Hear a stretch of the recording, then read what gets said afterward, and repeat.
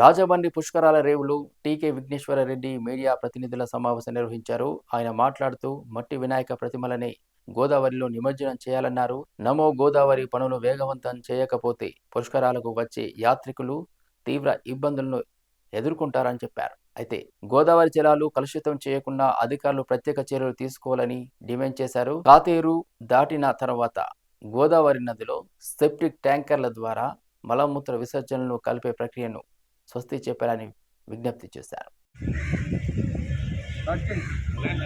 వినాయక చవితి సందర్భంగా రాజమండ్రి చుట్టుపక్కల ఉన్నటువంటి ప్రజలందరికీ కూడా మరి శుభాకాంక్షలు తెలియజేస్తూ అందరికీ కూడా ధన్యవాదాలు తెలియజేస్తామండి.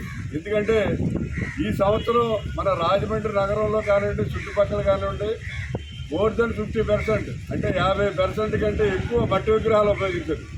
పర్యావరణాన్ని కాపాడాలనే ఆలోచన రాజమండ్రి చుట్టుపక్కల ఉన్నటువంటి ప్రజలందరికీ వచ్చినందుకు వాళ్ళందరికీ కూడా హృదయపూర్వకంగా ధన్యవాదాలు తెలియజేస్తున్నాం. నెక్స్ట్ ఇయర్ 90% మట్టి విగ్రహాలు, వినాయక చవితికి ఉపయోగించేలాగా అందరినీ కూడా ఎడ్యుకేటెడ్ చేయాలని, దానికి కావాల్సిన ప్రయత్నాలు కూడా చేస్తామని చెప్పి ఈ సందర్భంగా తెలియజేస్తున్నాం. తర్వాత గోదావరి అది ఇంచుమించు ఈవేళ అన్ని రేవులు కూడా ఎర్లీ మార్నింగ్ వెళ్ళి చెక్ చేయడం జరిగింది. రేవులన్నీ ఆల్మోస్ట్ చాలా వరకు శుభ్రంగానే ఉన్నాయి. కానీ ఇప్పుడు రేవులు వాటర్ తగ్గిన తర్వాత వాటర్ లెవెల్ మట్టి పేరుకుపోయి చెత్త అంతా కూడా పేరుకుపోయే అవకాశం ఉంది. ఏదైతే మున్సిపల్ కార్పొరేషన్కి సంబంధించినటువంటి ఈ శానిటరీ వర్కర్స్ వీళ్ళు వచ్చి పైన క్లీన్ చేస్తున్నారు రేవులు, గట్లు అన్నీ కూడా. కానీ గోదావరిలో ఉన్నటువంటి వాటర్లో ఉన్న చెత్త కానీ, వాటర్లో అక్కడ పేరుకుపోయిన మట్టి కానీ తీయట్లేదు. దాన్ని తీయటానికి మన రాజమండ్రిలో ఉన్నటువంటి పల్లీలు వాళ్ళ అసోసియేషన్ తరఫు నుంచి మేము చేస్తామండి, మాకు ఖర్చులకి డబ్బులు ఇవ్వండి చాలు, మాకు ఎక్స్ట్రా ఏమీ అక్కర్లేదని చెప్పి మాకు చెప్పడం జరిగింది. మరి ఆ మున్సిపల్ కమిషనర్ గారిని కోరేది ఏంటంటే వాళ్ళని ఉపయోగించుకోండి. ఒక వారం రోజుల్లో మనకి రేవులన్నీ కూడా వాటర్ లెవెల్ తగ్గిపోయినప్పుడు ఆ చెత్త మట్టి పేరుకుపోతుంది. అదంతా తీయవలసిన అవసరం ఎంతైనా ఉంది. ఆ పల్లీల్ని పర్మనెంట్గా పెట్టుకుని ఆ చెత్త గోదావరిలో రేవులు దగ్గరలో ఉన్నటువంటి చెత్త తీయడానికి వాళ్ళని ఉపయోగించుకోవాలని కోరుతున్నాం. ఒకవేళ మున్సిపల్ కమిషనర్ గారు కనుక ఆ చెత్తనే మట్టి తీయడానికి పల్లీలు కనుక ఉపయోగించుకోకపోతే మరి మా సొంత డబ్బులు పెట్టి ఆ పల్లీల్ని పడవల్ని ఎంగేజ్ చేసి ఆ మట్టి అంతా చెత్త అంతా కూడా తీయించామని కూడా ఈ సందర్భంగా తెలియజేయడం జరుగుతుంది. అలాగే నమామి గోదావరి కింద నరేంద్ర మోడీ గారు 54 కోట్లు ఇవ్వడం జరిగింది. అలాగే మ్యాచింగ్ గ్రాంట్ కింద మరి మాజీ ముఖ్యమంత్రి మన జగన్ గారు 34 కోట్లు, అలాగే మ్యాచింగ్ గ్రాంట్ కింద మున్సిపల్ కార్పొరేషన్ వాళ్ళు 7 కోట్లు, 95 కోట్ల రూపాయలు మనకి ఎస్టీడీ ప్లాంట్లు పెట్టడానికి ఇచ్చారు. అది ఆదిమూలం సురేష్ మన అర్బన్ మినిస్టర్ శంకుస్థాపన కూడా చేశారు. కానీ వర్క్ అయితే ఏమాత్రం కూడా ప్రోగ్రెస్గా జరగట్లేదు. మరి రేపు రాబోయే 2027 పుష్కరాలు స్టార్టింగ్లోనే 27 స్టార్టింగ్లో పుష్కరాలు వస్తున్నాయి.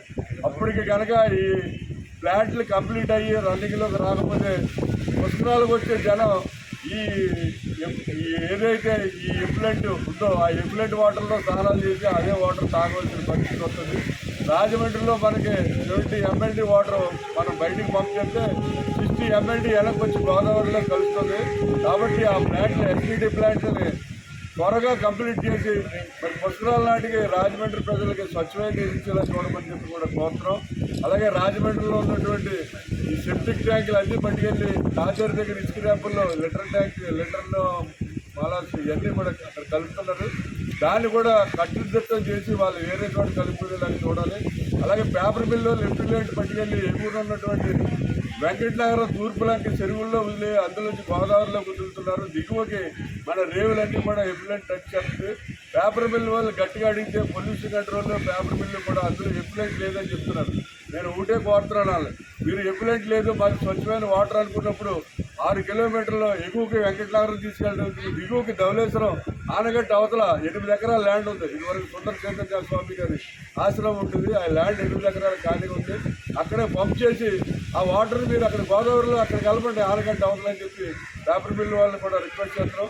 మరి అందరూ కూడా ఏదైతే నాయకులు ఉన్నారో వాళ్ళందరూ కూడా రాబోయే పుష్కరాలకి మరి అందరికీ ప్రజలు స్వచ్ఛమైన నీరులో స్నానం చేసి శుభ్రమైనటువంటి వాటర్ తాగడానికి అవకాశాలు కల్పించాలని చెప్పి కోరుతున్నాం. అదేవిధంగా పుష్కరాలు బాగా జరగాలని అంటే కార్పొరేటర్లో కౌన్సిల్లో ఉండాలి. ఉంటేనే అన్ని రకాలుగా అందరూ కూడా డిస్కస్ చేసుకుని దాన్ని సక్రమంగా జరపడానికి అవకాశం ఉంటుంది. మరి ఈ మధ్యకాలంలో 3 రోజులు 4 రోజులు చూస్తున్నాను. ఒక ఆయన నేనే వేరేది ఇచ్చిండు, ఆయనకేదో నేను వేరు అని చెప్పి ఇంకొక ఆయన ఇచ్చిండు. వీళ్ళిద్దరూ వేరు కాదు, మమ్మల్ని వాడుకు దెబ్బెత్తనాల్లో మేమే వేరు, జన సైనికులారా ఆలోచించండి అని చెప్పి ఒక ఆయన ఇచ్చిండు. మీరు నేను వేరు అనుకుంటే కాదు, మీరు ఎన్నికలు అంటూ జరిగితే ఎవడో కూడా వేరు అవుతాడు. అసలు ఎన్నికలు జరగడానికి ప్రక్రియ కావాలి కదా. మనకి ఎన్నికలు జరగాలంటే ఆల్రెడీ 42 వార్డులకి ఎన్నిక జరగాల, 52 వార్డులకి జరగాల, 54 వార్డులకి జరగాల. ఇప్పుడు 42 వార్డులు అంటే పాత మున్సిపాలిటీ, 9 గ్రామాలు కలిపిన తర్వాత 52 అయింది. మళ్ళీ తర్వాత కోలమూడి పంచాయతీ, అలాగే లాలాజీ హౌసింగ్ బోర్డు కలిపితే 54 అయింది. 54 వార్డులు. అసలు మీరు 54 వార్డులకి ఎలక్షన్ పెట్టాలా, 52కి పెట్టాలా, లేకపోతే 42కి పెట్టాలా నిర్ణయించుకుని ఫస్ట్ ఆల్రెడీ కోర్టు స్టే ఉంది. ఆ స్టే వెనకాల అందరికీ తెలుసు. బుచ్చి చౌదరి గారు కొంతమందితో స్టే ఇచ్చారు, రాజమౌళి నక్కరాజబాబు హైకోర్టులో కొంతమందితో స్టే ఇచ్చారు. ఇలాగ ఆ స్టే కొంతమంది వేయించారు.